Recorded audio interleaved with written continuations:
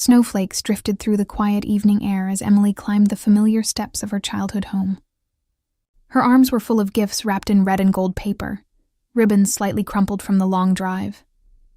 Her cheeks were pink from the cold, her heart pounding with a nervous excitement she hadn't felt in years. It had been too long. Too many Christmases spent alone, too many apologies left unsaid. This year, she wanted to make things right.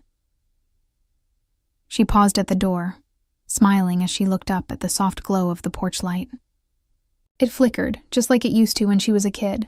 She could almost hear the echo of her younger self running up those same steps, the smell of gingerbread drifting from the kitchen, her mother humming Christmas carols. For a moment, she believed those memories could still exist. If she just walked inside and said Merry Christmas, maybe they'd all forgive her. Emily reached for the doorknob. It was cold under her fingers, but she didn't care. She twisted it, nothing. It didn't move. Confused, she tried again, pushing harder. A metallic rattle stopped her. The chain was locked from the inside. Her smile faded. She knocked gently. "Mom, it's me, Emily." For a while there was only silence. Then footsteps. Slow, hesitant, coming closer. Her heart raced with hope, thinking her mother would open the door and pull her into a warm embrace. Instead, a shadow appeared behind the frosted glass. The outline of her mother's figure was unmistakable. Emily's breath caught in her throat. "Mom, can you open the door?" she asked, her voice trembling slightly. Her mother didn't move. There was a pause. Then her voice came through. Soft, tired, but sharp enough to cut through the cold air. "You shouldn't have come." Emily blinked, not sure she heard right. What do you mean?" Her mother sighed. "Emily, please, don't make this harder. We don't want any trouble this year." "Trouble?" Emily's words cracked. "I spent days preparing for this, cooking, buying gifts, I decorated. Mom, it's Christmas." "I know," her mother whispered. "But it's better this way. You should go." Then the porch light went out. The darkness pressed in on Emily. Her hands fell to her sides, fingers numb from more than just the cold. Through the door, faint laughter echoed. Her brother's voice, Daniel, unmistakable even after all these years. She heard children giggling, dishes clinking, the soft hum of a Christmas song playing in the background. The warmth she imagined was real, but she was on the outside of it. Her throat tightened as she stepped back from the door. The snow under her boots crunched, the only sound she could make. She looked at the window, hoping someone, anyone, would look out and see her. No one did. The curtains were drawn, the lights glowing from behind them like a world that no longer belonged to her. She whispered to herself, "They can't mean this," as if saying it out loud would change the truth. But deep down she knew it wasn't a mistake. They didn't forget to unlock the door. They locked it because she was coming. Her chest burned as memories rushed back. The last time she stood in that doorway, it hadn't ended well. Years ago, she'd left after a terrible argument about the family business. Her brother accused her of being selfish. Her mother took his side, and Emily walked out with nothing but her pride. She thought time would heal it. She thought they'd miss her. But standing there in the snow, she realized they had built a Christmas that didn't include her. Her eyes welled up, but she refused to cry. Not here. Not in front of a door that refused to open. She turned and walked down the steps slowly, each one heavier than the last. The house behind her glowed softly, the sound of happiness spilling into the night like a cruel reminder of what she'd lost. She placed the gifts down on the porch, one by one, arranging them neatly. Her hands shook as she tied the last ribbon back into place. It wasn't about the presents. It was about proving she had tried. That she had come home, no matter what they thought of her. As she reached the end of the driveway, she turned back for one last look.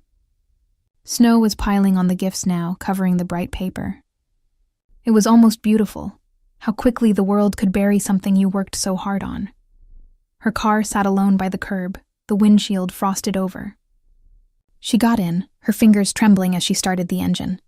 The heater sputtered weakly, blowing air that barely warmed her frozen hands. She stared at the house in the rearview mirror, the home that once meant everything. And for a second, she almost drove away. But then she saw movement near the window.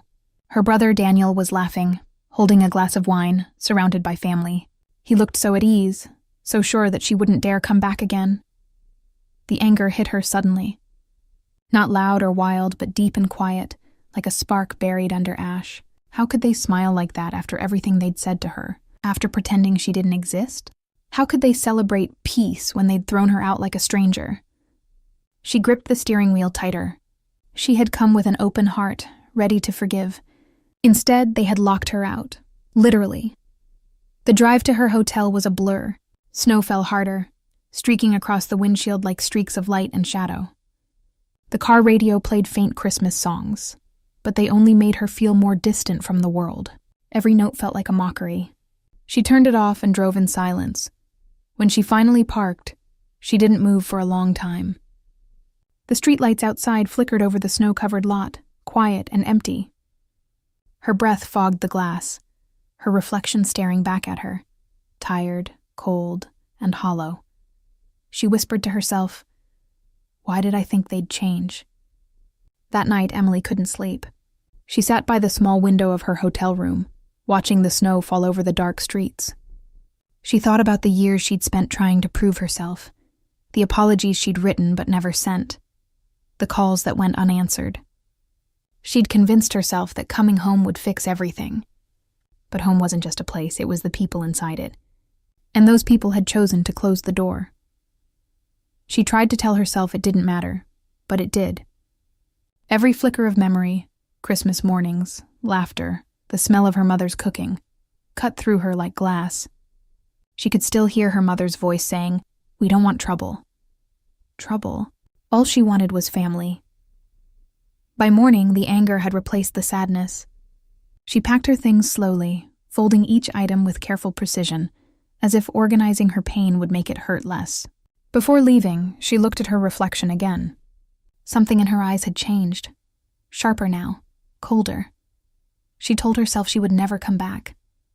Not to that door, not to that silence. But deep down, she knew this wasn't over. Families could hurt you worse than anyone else. And sometimes, the only way to heal was to make them feel it too. As she drove out of town, the sun rose weakly through the clouds, painting the snow in gold. The same house stood far behind her now, hidden by distance and trees. But the locked door stayed with her, burned into her memory, heavy as a scar. And though she didn't say it out loud, one thought began to form in her mind, quiet but certain. They'll remember me next Christmas. That night by the fire, she would make her first plan. But that would come later. For now, she drove on through the falling snow, her heart colder than the world outside, leaving behind the place that had once called itself home. The next few days passed like a blur for Emily. The cold outside didn't bother her as much as the cold inside her chest. She stayed in a small cabin outside town, a place she'd rented for a few weeks just in case her family needed space. But now she understood. They didn't need space. They just didn't want her. The first morning, she woke up to silence. No laughter, no warmth, no smell of cinnamon coffee like home used to have. Just the crackle of a fire she built herself and the ache of knowing she had nowhere to go. She sat by the window, watching snow fall on the frozen lake nearby. Her reflection stared back, eyes tired, face pale, spirit heavy. Every time she blinked, she saw that locked door again. Her mother's shadow behind the frosted glass, and the sound of her brother's laughter echoing inside. She pressed her hands to her ears, but she couldn't block it out. She tried to keep busy. She unpacked her bag, sorted the leftover gifts, even lit candles to make the place feel festive. But everything reminded her of what she'd lost. The gifts were wrapped in gold paper. She'd chosen it carefully because her mother loved gold. The red ribbons? Her niece's favorite color. Every small detail she'd planned with love now felt like proof of her foolish hope. That evening, she opened her phone, scrolling through social media without meaning to. And then she saw it. Her family's post. A group picture around the Christmas tree, her brother's arm around their mother, smiling wide. The same house. the same decorations she had helped put up years ago. The caption stung worse than the cold outside. Finally, peace this Christmas. Peace. That one word shattered whatever was left of her heart. She stared at it for a long time, her hand trembling slightly. She zoomed in, studying every detail. The plates, the food, the gifts under the tree. Everything perfect. Everything complete. And not a trace of her. It was like she'd been erased. Like she never existed. Tears filled her eyes, but she blinked them away. She wouldn't cry anymore. Crying made her feel weak, and she had spent too many years begging for love that never came. She set the phone down and took a deep breath, her body trembling with quiet rage. For years, she had been blamed for the argument that broke their family. Her brother Daniel had made sure everyone saw her as the selfish one, the daughter who walked away when the family business started failing. But what he never said was that he was the one who forged her name on documents, making her take the fall for debts she didn't create. Her mother had believed him back then. Everyone did. And Emily, tired of fighting, had left to start over. Now, watching his perfect smile on that photo, she felt something shift inside her, a cold determination. She whispered to herself, "If they want peace, I'll show them what peace really feels like." That night, she pulled out her old laptop. She had saved everything years ago. Emails, records, proof of Daniel's lies. She hadn't looked at them in years because she thought forgiveness was easier than revenge. But now, forgiveness felt like foolishness. She opened the folders one by one, her fingers shaking not from fear, but focus. Each document reminded her of the betrayal she endured. The bank papers with Daniel's signature copied over hers, the messages where he lied to clients using her name, the accounts that proved he had stolen from their late father's business. Everything was there, waiting to be exposed. The more she read, the clearer her thoughts became. She didn't need to scream or show up at their house. She didn't need to beg them to see her pain. She just needed to let the truth speak for itself. For the next few days, she worked quietly. During the day, she walked through the snowy forest near the cabin, letting the cold air clear her head. At night, she gathered evidence. She sent anonymous emails one by one to Daniel's business partners, to the local press, even to his wife. She didn't sign her name. She didn't need to. The truth was enough. As she typed, she could almost hear Daniel's voice in her head, calm, confident, the way he used to talk down to her. "You always overreact, Emily." That voice fueled her. Each click of the keyboard felt like reclaiming a piece of her power. But between the bursts of anger, quiet moments of doubt crept in. Late at night, when the fire dimmed and the room filled with shadows, she caught herself wondering if she was doing the right thing. Was revenge justice? Or was it just another way of holding on to pain? She tried to push the thought away, but it lingered. Her mind flashed to her mother, the woman who had once held her hand through storms, who had bandaged her knees when she was a child. Was she punishing her too? Or was this Daniel's doing alone? The line between right and wrong blurred the more she thought about it. One evening, she received a message from a private number. For a moment, she thought it might be her mother, maybe an apology. But when she opened it, it was Daniel. Just one line. "Don't make a mistake you can't undo." Emily stared at the message, her heart thudding. He knew. Somehow, he knew. She looked around the room as if expecting someone to be watching. Then she laughed quietly to herself. "A mistake? You already made it for me years ago." She deleted the message and went back to work. If Daniel wanted to play games, she'd end them once and for all. By the 5th day, the first story broke online. A small article about financial irregularities in Daniel's company. Then more followed, clients demanding answers, employees leaking information. The quiet cabin was now filled with the constant buzz of her phone as updates poured in. The truth was spreading faster than she imagined. At first, Emily felt satisfaction. Finally, people could see him for who he really was. Finally, someone else would feel the shame she had carried for years. But that satisfaction didn't last long. As the chaos grew, so did her unease. She started to see comments from people attacking not just Daniel, but her mother too, saying their whole family was corrupt. She hadn't wanted that. She just wanted him to know what it felt like to be destroyed. Still, she couldn't stop it now. The fire was already burning. That night, she sat by the fire again, staring at the flames. She thought of the last Christmas before everything went wrong. Daniel had given her a small snow globe as a joke, saying, "Even if you run away, you can take Christmas with you." She had laughed then. Now, that same snow globe sat on her table, cracked from years of neglect. She picked it up, shook it once, and watched the fake snow swirl around the tiny house inside. She whispered, "I didn't run away this time." Her phone buzzed again. Another article, another downfall. She didn't open it. Instead, she put the phone face down and stared out the window. The forest outside was dark and silent. For the first time, she realized how alone she truly was. She thought revenge would fill the emptiness her family left behind, but it hadn't. It only made the silence heavier.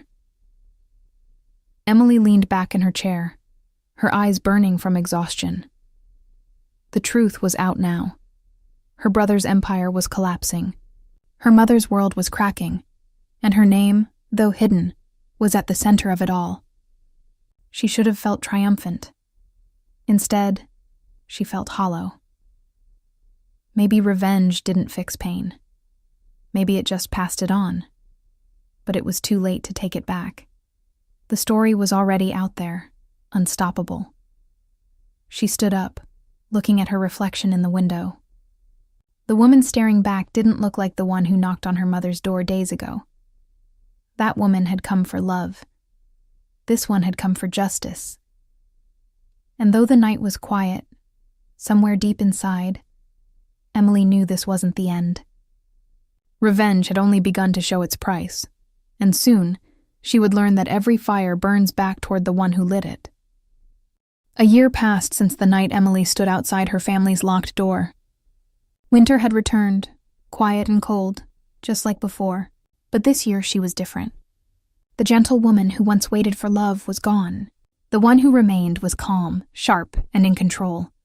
She had spent 12 long months watching the fallout of her actions, Daniel's company ruined, her mother's name whispered in gossip, and the once perfect family now divided. She had wanted justice, and she got it. But justice had left her with silence instead of peace. It was Christmas Eve again when Emily returned to the same street. The air felt heavy, and the snow fell slowly, as if time itself was holding its breath. She parked her car across from the house she once called home. Lights still glowed warmly through the windows, but the laughter was gone. The family had broken, just as she had planned. This time she wasn't holding gifts. In her hands was a single white envelope. Inside it was a letter, her final message. Not to apologize, but to end the story her family had started years ago. She stepped out of the car, her boots crunching softly on the icy ground, and walked toward the porch. The house looked smaller now. The wreath on the door was plain, the windows dark except for the living room. She saw shadows moving, Daniel pacing back and forth, his voice rising.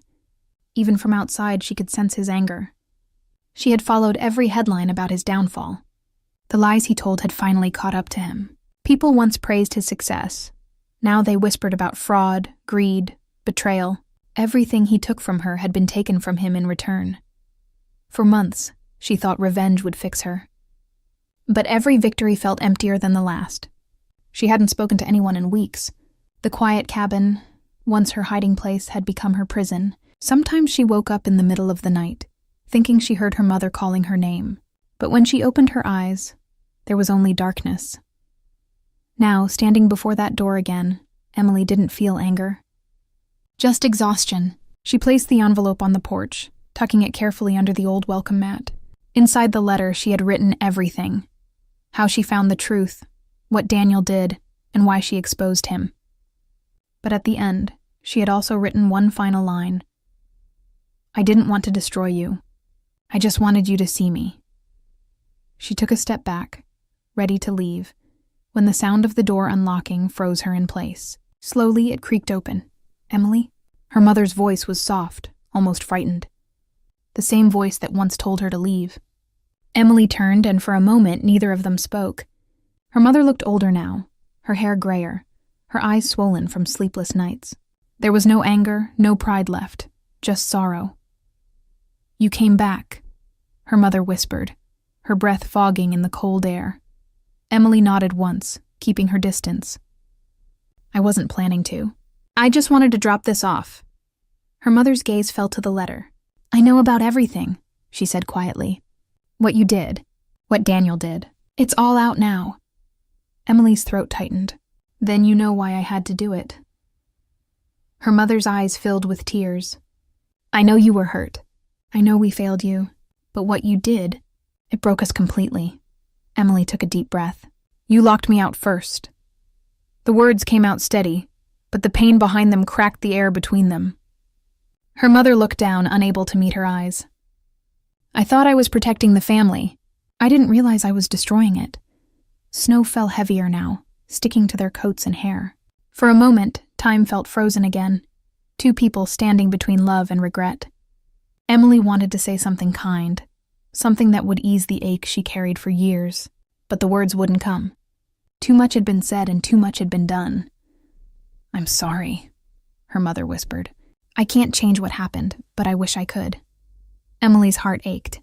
For a second, she saw not the woman who locked her out, but the mother who once stayed up late sewing costumes for her school plays, the woman who used to kiss her forehead goodnight.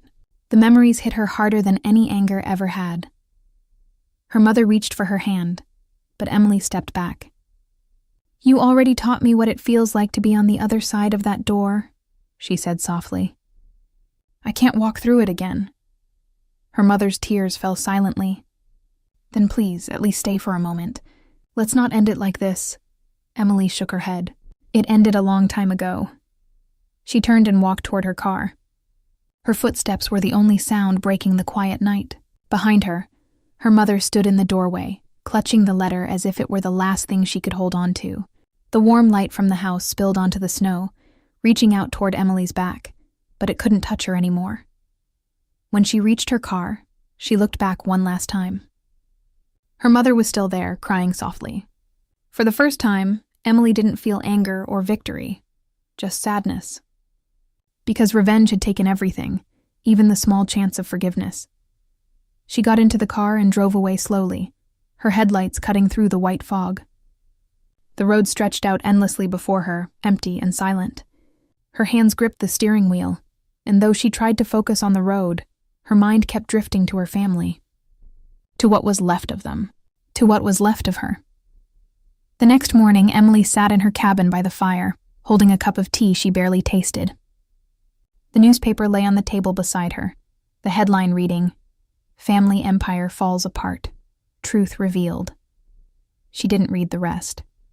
She already knew how the story ended. She opened her journal, the same one she'd written in since that first lonely night. For a long time, she stared at the blank page, unsure of what to write. Finally, she picked up the pen and scribbled a single line. I thought revenge would set me free, but it just built another cage. She closed the journal, pushing it aside. The fire crackled softly, filling the room with a faint orange glow. Outside, the snow had stopped falling. The world was quiet again, almost peaceful, but peace felt strange now, unfamiliar. She had spent so long chasing justice that she forgot what healing felt like. Revenge had given her control, but it had also taken away her warmth, her softness, her hope. As the flames flickered lower, Emily stood and walked to the window. The lake outside was frozen solid, smooth as glass. Her reflection stared back at her, calm and tired. For the first time, she didn't see anger in her eyes. She saw understanding.